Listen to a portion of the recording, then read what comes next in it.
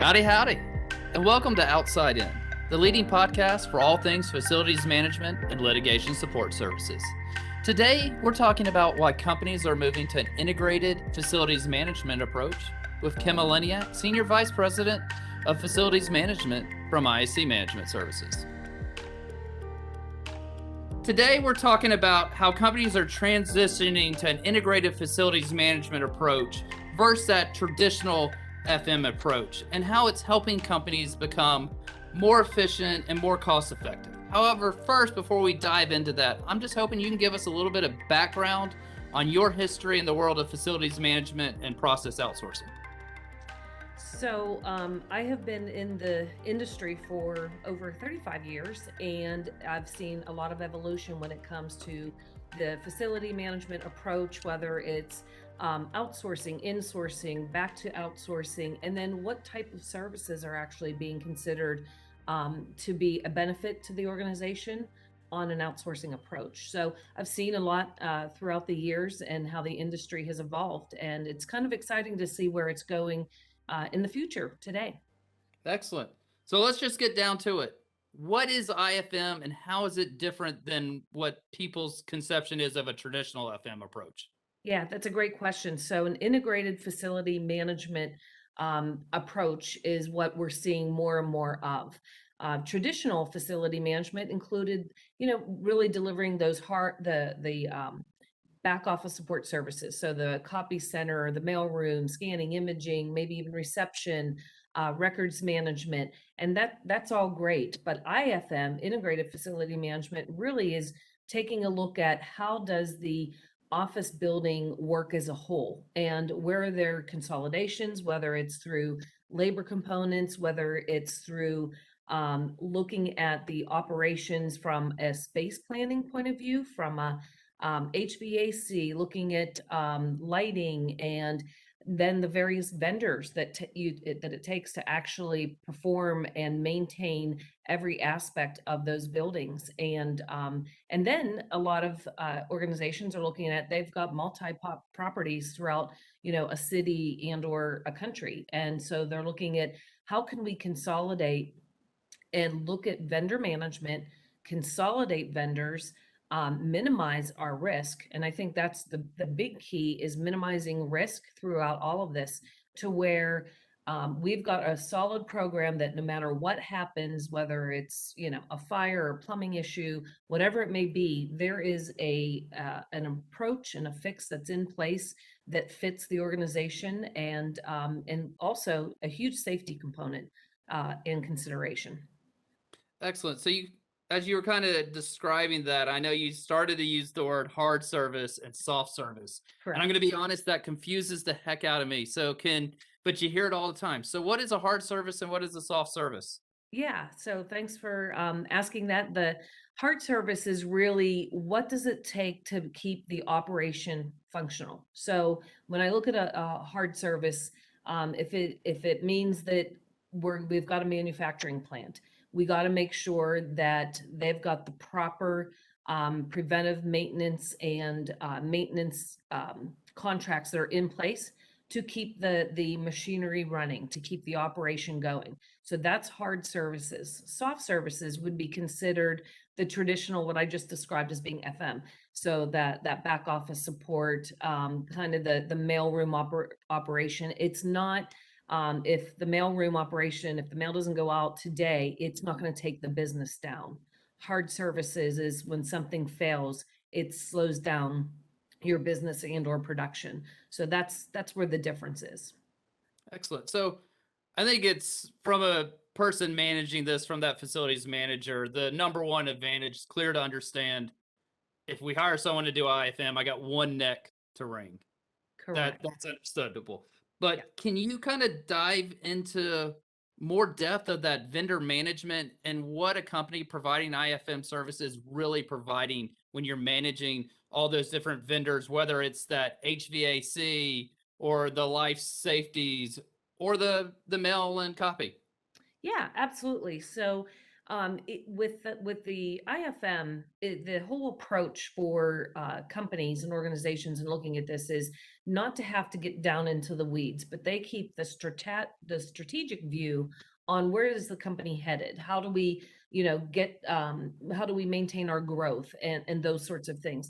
Where it comes in to have an IFM, that single provider in IST is risk mitigation, going into vendor management, which means negotiating with vendors, setting up contracts throughout the country potentially that would allow for preventive maintenance, would allow for break fixes, which would allow for 24/7 accessibility.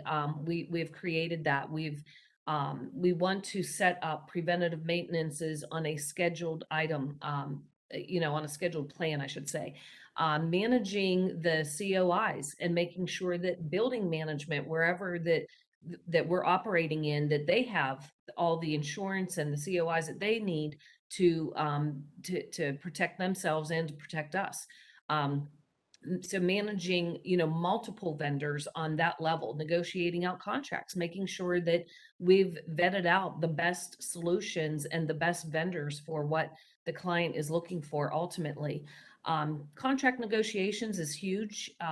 When we're dealing with multiple vendors, you're looking at payment terms, you're looking at risk, you're looking at their insurance capabilities and what they cover and what they don't cover. And the interesting thing is what they don't cover. So I'm really seeing a lot more of risk being involved in that category. And I think that that's where that whole mitigation of vulnerability is being looked at. And that's why IFM is such a big component for companies going forward.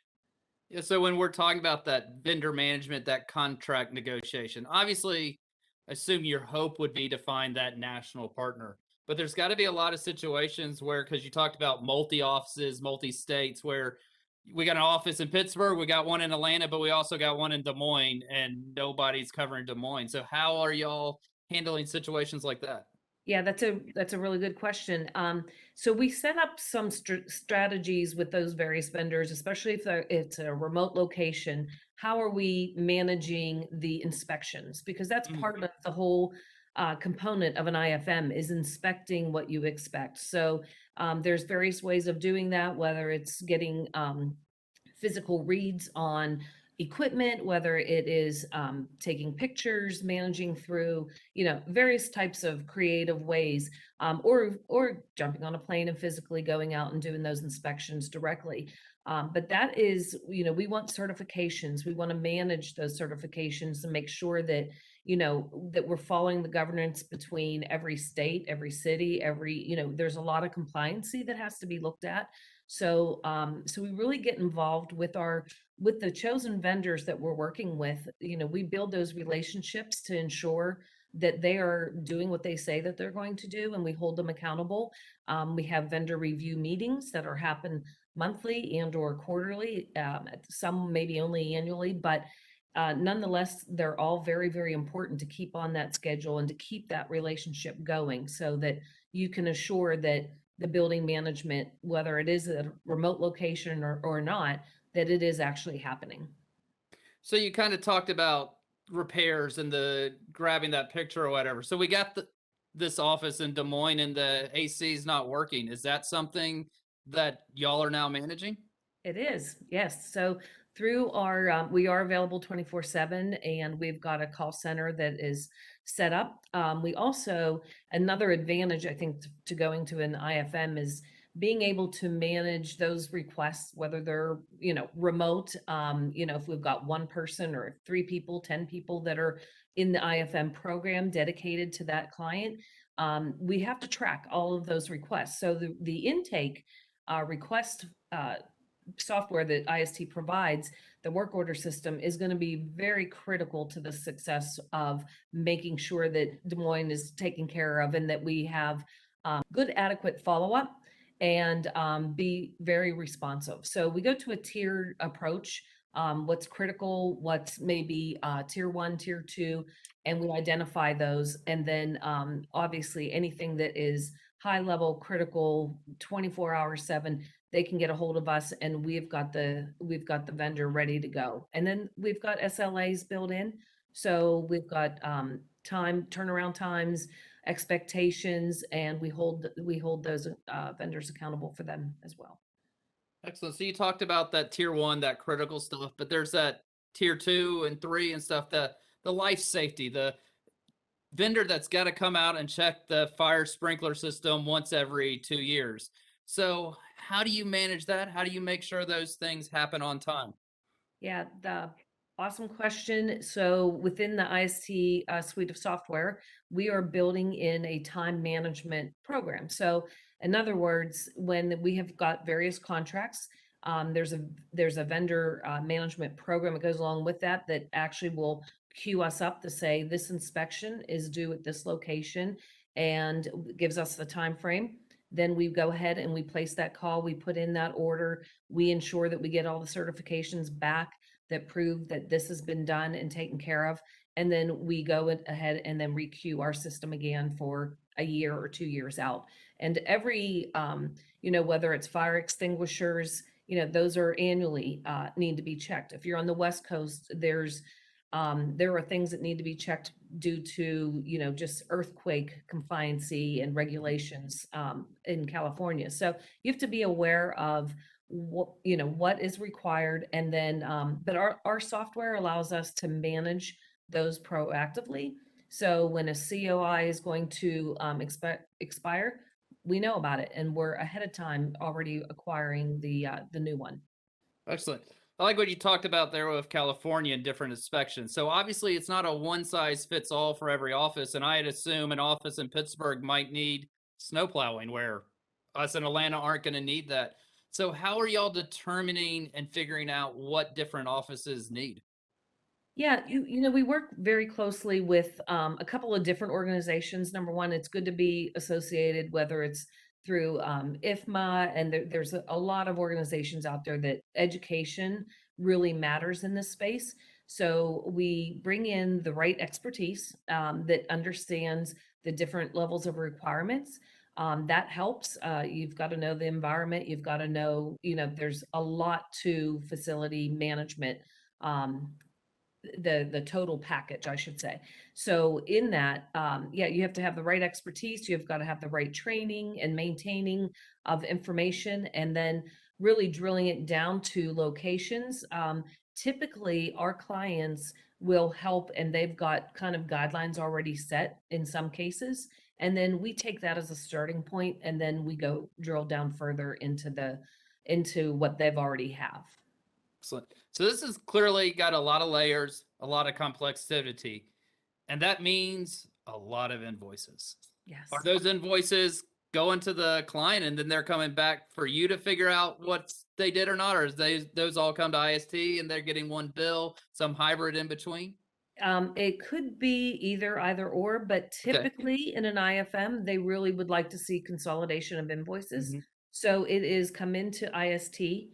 It is, we review the invoices, we look at it up against the actual contract, make sure pricing is all accurate, and then we go ahead, we process, we pay the invoice, and then in turn, we will turn that over to the customer. They get a consolidated, itemized invoice that shows them everything that's been done. And then we show hopefully long term we're looking at cost savings, we're looking at consolidation of those vendors, and maybe building bigger partnerships to where they can gain more efficiencies and a better approach to break fixes and whatever it is that we're being challenged with. Excellent. So you kind of talked a few times about the technology, but can you go into a little bit more in depth of what type of technology you're using to be able to manage this type of work? Yeah, so in some cases, our customers may have a specific program that they use. Um, I know that I've seen some programs that there is like ServiceNow that's being utilized, and it might be globally. So we don't want to reinvent the wheel. We want to use what they have already that might be in place that might work. And in some cases, maybe it only works to a certain degree, and it doesn't have the capability of managing those future hey, this needs an inspection. due dates, or this contract is going to expire, or whatever those timelines are. It may not be that sophisticated. So we basically integrate our solution, IST's either work order solution or request, the IST request solution that we are building out, to have it be able to work along with what maybe the customer has. So we try to plug in those gaps of what works and what might not work. And so we critically think about, it's always great to have a solution and say, okay, this is our solution. But as you said earlier, it doesn't always fit all. And you have to critically think what could go wrong, especially in the IFM world. It is extremely critical to think what can go wrong. And then you plug in those gaps. So from a reporting point of view, you talk about invoicing, you talk about, yes, we'll pay those invoices. We want to report on what we did pay, what was done, how it was done. So reporting kind of goes right up against that. So we want to have those really robust reports at the end of the day that tell us and tell our customer, this is the value adds that we were able to accomplish for you, and this is what we've done. Excellent. Last question. I think I'd be remiss if I didn't ask this. So obviously we watched the world go completely virtual. We now are watching it shift into what's probably going to be the new normal, which is this hybrid virtual in person. So how does that new work environment, that new office environment affect IFM? Yeah, it's interesting you asked that. There's a lot of different thoughts on that. So I feel that I hear and see through our customers and potential customers more of a hybrid comeback approach, which makes total sense. But what does that mean at the end of the day? Right. Hoteling, I think a lot of folks are going to a hoteling world. They're considering assigning people either a locker or some sort of a basket or bucket or something to keep their personal items in, because they don't necessarily maybe want to keep using somebody's phone from the day before. Hoteling is critical in who came in, where did they sit, and did the cleanup happen afterwards? I think that is extremely important coming back from COVID. We want to make sure that those protocols are followed. And we've got some software that allows us to do that, which is awesome. It's free to our customers, but it allows end users to go ahead and check in and check out and make sure that, we can bring their personal items, get them set up in the morning, and then they're gone that afternoon or evening. I've seen lockers. Some companies have locker systems already that are set in place, or maybe they're interested in lockers. We do have a solution for that as well, but it's interesting. I've got a customer today that has lockers. They've had them forever, combination lockers, and people would put their personal things in there. Well, we're doing an inventory. This is a brand new customer where we have to do an inventory of what is in those lockers. Have people been here, and how are we going to utilize them going forward? So we're working on a lot of different strategies with our client base to draw that that picture of what the future looks like for IFM. I think it's going to be very involved with managing space and cleanliness, and making sure that the vendors are doing what they're supposed to be doing when it comes to clean up, pick up, and that sort of thing. So safe to say the hybrid model is more complex for you. It is. It absolutely is. But it's also kind of fun, because I don't like to do anything easy. So I think it's a unique approach, but I also think it's a competitive approach. If you want to hire good people and maintain great people, I think you're going to have that sort of a hybrid of work at home and go to work type of an environment to attract employees. Kim, thank you for your time today. This has been super informative. Is there anything else you want to add before we close off today? I'd just like to add that we're really excited about the IFM possibilities, and we look forward to helping companies in the future. Awesome. Thank you so much. Thank you. Thank you for listening to Outside In. I hope you enjoyed today's conversation with Kim Oleniacz as we discussed why companies are moving to an integrated facilities management approach. If you want to learn more, go to iscmanagement.com.